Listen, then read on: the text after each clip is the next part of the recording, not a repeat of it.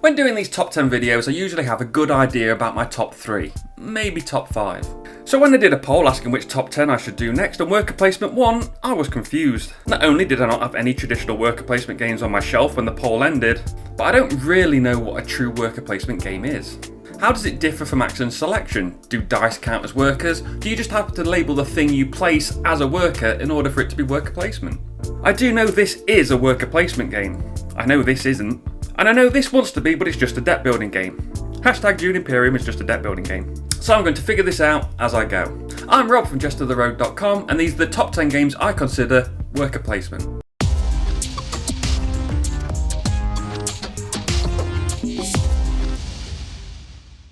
To be clear, we're just looking at games where worker placement is the main mechanism. This means the Voyages of Marco Polo, Bora Bora, The Gallerist, Dominant Species and Pursuit of Happiness are not on this list as they're closer to action selection. So place your mouse cursor or finger worker over the action space called subscribe and click. Number 10. In Archipelago, players are powers from Renaissance Europe exploring archipelago in the Caribbean. Players will explore, harvest resources and sell to the native locals and back home to Europe. Build markets, harbours, cities and temples, all while competing to complete secret objectives. But as with any colonial power, the native population can, and by all rights should, rise up, meaning it can cause all the players to lose. But if the endgame trigger is triggered, the player with the most points, and it's not a lot in this game, will be the winner. There is a main board and players take turn placing their pawns to select actions. As the spaces are thematic, this is the player going to the various locations and going about their business. It's borderline action selection, it really is, but I'm counting it as worker placement, but if you told me otherwise, I wouldn't argue. The game is very deep but fun with plenty happening, a lot of variability from the cards and player objectives available. The cards are especially fun as they rotate when players use them, and are then removed and replaced once used a certain number of times. You barely get through any in the game compared to the size of the deck. The luring threat of the uprising keeps you tense all game. However, this threat can be used by somebody who feels they're not going to win the game to make sure no one does, which is always a problem with that mechanism. But if you like a deep strategic Euro, I'm sure you'll like this game, so give it a go. Number 9. In Stone Age, players use hunters, collectors, farmers and toolmakers to collect wood, stone and gold while expanding their village and trading with neighbouring ones. The village is expanded with buildings that score points during the game. The civilization card you buy score endgame points, most points wins. Here you place workers into various spaces around the board. Most only take one worker, but some, especially the resource gathering spaces, take multiple people you can place in one go. For these spaces you roll 1d6 per worker placed. The higher the total you roll, the more resources you get. This is a great way of simulating workers with basic knowledge and rudimentary tools, maybe not having the most productive day every time out. A player can place workers at the toolmaker to gain tools that help with their die rolls in future rounds. You can gain extra meeples into your supply by placing 2 meeples in the hut, just don't ask what they do in there. So yeah, placing workers into spaces makes it a worker placement game in this guy's book. It's a great family game with a lot of strategy but very few rules, which is always a good thing, and a mix of buildings and civilization cards you pick adds the variability. It is a little on the simple side and you can get screwed by the dice rolls as much as I like the randomness. However, making it not entirely deterministic does mean you need to plan for failure, but giving you a lot to think about. Even though it's 14 years old and the oldest game on this list, it is well worth checking out if you haven't. Number 8. In Victorian Masterminds, Sherlock Holmes is dead, so time for the villains to take control of the world by building their deadly steampunk contraption. There is a board with 5 areas on it, each representing a capital city with 4 city-relevant building minis on it. Players take turns placing one of their 5 agent gear tokens face down on one of those spaces, on top of any agents already there. Once a stack has 3 gears, the stack is flipped over and resolved one at a time, starting with the token that was placed there first. The 5 different cities all provide different rewards, mostly gaining resources, but each of your agents also has its own special ability. Your number 2 doubles the reward gain. The henchman lets you complete a mission card at the location for points and other rewards. The saboteur cancels the ability of the next token in the stack. The gunner lets you attempt to capture a building, and the engineer activates your special machine power. The machine is made up of 8 segments and you use your resources to put them on your blueprint. First to complete it wins. This is definitely worker placement, and I like that you only resolve them once a stack is full. This requires planning, as you may put down say your number 2, but you might not see the results of that placement for at least a few laps of the table. It's a very fun game with a unique mechanism that is obviously very pretty. It looks great on the table. I do however wonder about replayability. There isn't much that changes from game to game, and I think I would get bored after a few plays. Number 7. In Russian railroads, players are racing to build the largest and most advanced railway network in, guess where? Russia. You have up to 5 colour tracks on each of your 3 rail lines, and the second can never go ahead of the first, the third ahead of the second, etc. Of course, the first one is worth much fewer points, so you need to push that one up further so you can get the next one up and score more points that way. And those long rails are only useful if you have the locomotive to make the most of them. So you can upgrade your locomotives to gain the points benefits of those tracks you've worked so hard on. You can build factories to fill spaces in your industry track, which is another track to move a token down for benefits and bonuses. End of round scoring is fun because after round 1 you're getting maybe 10 points, but after round 5 and 6 you're getting 200 points. Well, I mean, you are, I'm not. I'm terrible at this game. This is a traditional worker placement game with pawns to place on specific spaces which are then returned at the end of the round. What I like about this game is that although the base version of the game, which is the only one I've played, doesn't have that much variability, I enjoy trying different things. Maybe I get the least valuable track as far as possible, maybe the most valuable line, maybe try and complete the industry track, and maybe if I just tried to score as many points as possible, I'd actually win a game. I haven't played German or American railroads, but they both had some additional mechanisms. Maybe if I get Ultimate Railroads, which has all the lot in, is ever on sale. No, I'm not buying any more games until I've played all the ones I have on my shelf of shame. Number 6. Viticulture Essential Edition. I've gone with the Essential Edition here because it adds additional stuff that makes the game better, even though I can't specifically remember what that stuff is. You've inherited a vineyard and you need to grow grapes, crush them, make wine, bottle it and sell it. There's a big board with plenty of space where you place your meeples to take the various actions, allowing you to do all of that. Spaces of course are limited and some allow the first player there to get a bit of a bonus. Not entirely sure why only so many players can harvest a field at one time. Are we sharing equipment? There are plenty of cards in the game too, with those reflecting wine orders you need to fulfill, the key ones for this game. You also have a player board that tracks the number and age of your grapes amongst other things. The spaces are thematic as they are shown on the board and you place workers on them, so I'm going to bravely declare this a worker placement game. I like the simplicity of this game, but the difficulty of getting everything to work together to get those big point scoring orders out makes you think. It also doesn't look bad on the table. It's a bit bland, but the art and look fit the wine theme. Look at that, got through the whole thing without giggling about aging grapes and big cogs. Number 5.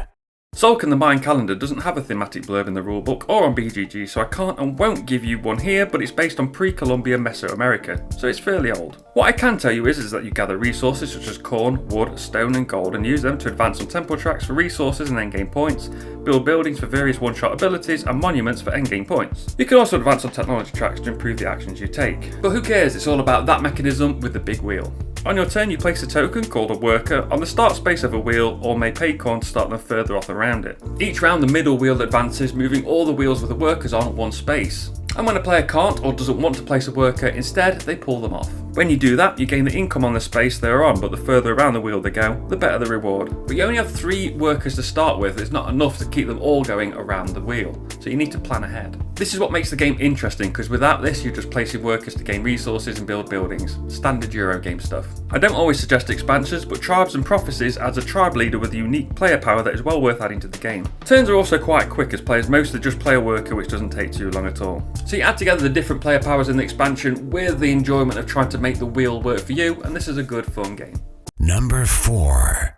In Code of 9, you're an automaton with fragments of human memory that will need to be investigated and pieced together. The board is divided into 5 areas, and in round 1, only area 1 is available, and in each subsequent round, the next area is also available to all players, so the play area expands. Each area contains spaces you can place your pawns to mostly pick up, or put back, resources. These are used to score points in the end game. But what points? That depends on the player's memory cards. There are 18 cards available, each scoring differently, and each player has 2 that only they know. Some of the action spaces let you look at the other player's face down cards, so you can start to learn what you need to score points. There is a list that shows all of the cards and what they do, so you can look at what other players are collecting and try and guess what they might be trying to score, or penalties they're trying to avoid. At the end of the game, every player scores for all memory cards in the game, and the player with the most points wins. Is it worker placement? Well, the action spaces are named and you're placing literal pawns, but I do believe that this is a worker placement game. It's also very cheap. I picked this up for £7.50. That's just $10, brand new very recently. This is a nice simple game that is kept fresh as you have to try and work out what other players are trying to score as you play.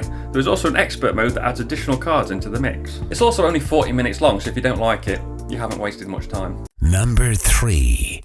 In Last Will, players are given a large sum of money by their uncle and have to enjoy it by spending it all as quickly as possible. The player that does this wins the game and will be left millions in their uncle's will. Players spend their money by buying property and allow it to run down while also hiring farmers and buying horses. The trouble is these assets are still worth money, so they need to be sold before the end of the game, hopefully for less than what you bought them for. So you can burn money maintaining them, but it means they hold their value, or you can let them run down and spend that money on something else. A good way to burn cash is to go out for a fancy meal cooked by the best chef. Or why not invite your dog dog to join you at the table. You can also burn cash by hosting expensive parties and going on lavish boat trips. The winner is the player with the biggest debt at the end of the game. This is a true worker placement. There are spaces on the board representing the actions available, and you place top hats representing errand boys to take actions. This is a very fun game, especially if you're a fan of the film Brewster's Millions, as I am. I also like the planning stage where you determine turn order for the following action phase, but they also determine how many cards you draw, how many errand boys you can send out, and how many actions you get. The problem with doing lists like this is you're often reminded about games you haven't played for a while. In this case, I haven't played it for 9 years. There's also an expansion I haven't played called Getting Sacked, where you start with a job that's giving you income, which obviously you need to try and lose as soon as possible. Let's move on before I start looking how much this is to buy. Number 2. In Robinson Crusoe Adventures on the Cursed Island, players are trapped on an island that is cursed and must complete the scenario to win. This is done with players using their unique characters to explore the island, fend off the local wildlife, as well as protect against the elements. They also need to find a way to forage and hunt for food, but also make sure there's somewhere to store that food so it doesn't spoil, so they can eat it over several rounds. Actions are taken from a random selection, with players needing to gather resources to make tools and use those tools to build more advanced tools. So not only do the scenarios add variability, the actions available to you change too. Also, there are event cards that will differ from game to game, and adventure cards that also come out in a different order and cause a bit of stress. Complete the scenario to win, or fail the scenario, or just have one character die and it's game over. So you're placing your pawns on actions. You can either place 2 pawns on one action, guaranteeing its success, or you can place the pawns on 2 different actions, adding a die roll and potential failure into the mix. This is a really fun thematic game that I really enjoy playing. It's a really tough game and you need to really discuss your turn with the other players to work together to get through everything you need to do to complete the scenario. There is so much to do and only so much time to do it, but you also need to protect and feed yourself as you go, so it's really stressful.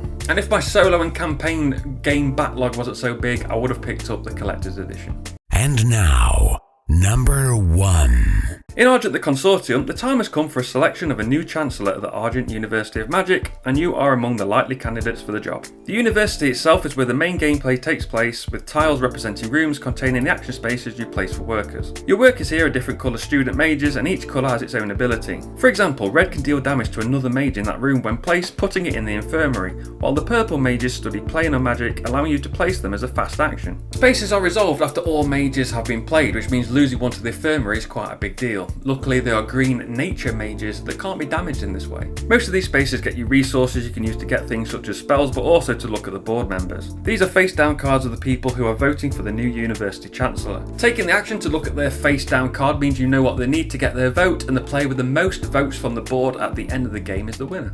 As you're placing students into rooms for what they call errands, it's definitely worker placement. It's not perfect, the rulebook is awful. The game takes up all of the table space, as most of the cards are way too big. The first edition made it difficult to see whose worker belongs to who when on the board, and there was a lot of rules to read out after teaching. The gold coins are silver for some reason, and everything barely fits into the box. But it looks great. It's a really unique theme if you don't use the words Harry and Potter. The components are really nice, the gameplay is fun, the workers having abilities is great, and influencing the board is a really unique way to win the game if you got that Coda 9 did something similar 3 years earlier. There are more room tiles in the game than you need to actually play it, so you can have a different university every time you play. And that's why Argent the Consortium is my favourite worker placement game of all time. And that's my list. What is your favourite worker placement games, or what makes a worker placement game? Where do you put the divide between worker placement game and action selection? Let me know in the comments below, and don't forget to subscribe for just 2 board game videos a month. You can follow me on Twitter, Insta, Twitch and YouTube at Jesta ThaRogue, and find the blog at JestaThaRogue.com. I've been Rob, aka Jesta ThaRogue. I'll see you soon.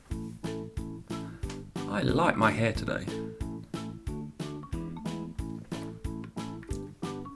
Coffee does not mix with fizzy bubblegum bottles. Hashtag June Imperium is just a deck building game. Because it's not a worker placement game. If you take the worker placement bit out, you can still do the card thing. You take the cards out, you can't do anything. It's a deck building game. Nom nom nom. Ugh. So not only do the scenarios add variability, the actions available to you do change to what? No. So you're placing pawns on actions, you have 2. So you're placing your pawns on actions, you can place 2 pawns on the same action to guarantee its success, or you can diversify over 2 different actions, but it means rolling 2 sets of dice to see if you pass or fail, meaning it's not as guaranteed. Was that English? So you're placing pawns on actions, you can place 2 pawns on the same space to guarantee its success, or diversify across 2 different actions, which means they're reliable on dice. Reliable. You must be getting towards the end of the video because I'm messing up. So you're placing actions on. So you're placing your pawns on actions. You can place your 2 pawns on one action to guarantee its success, or place on 2 different actions, bringing a die roll into the mix, and also adding.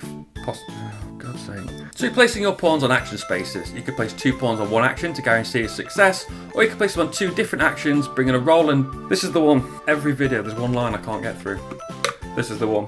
I made it all the way to second entry, that's not bad. This is the one, this is the one. So you're placing your pawns on actions. You can either place 2 pawns on one action, guaranteeing its success, or you can place the pawns on 2 different actions, adding a die roll and potential failure into the mix. This coffee's not working.